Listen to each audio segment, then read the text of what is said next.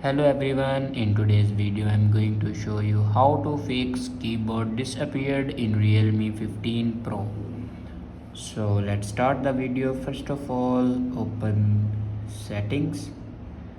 In settings, scroll down and here you can see the option system and update. Now click on it and then here you can see the option keyboard and input method.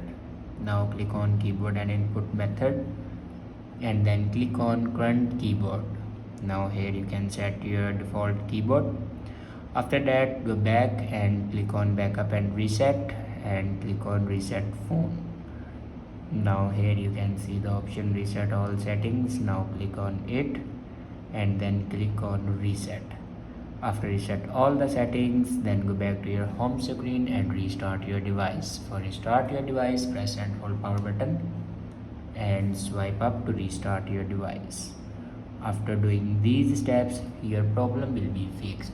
I hope this video is helpful for you. Thanks for watching.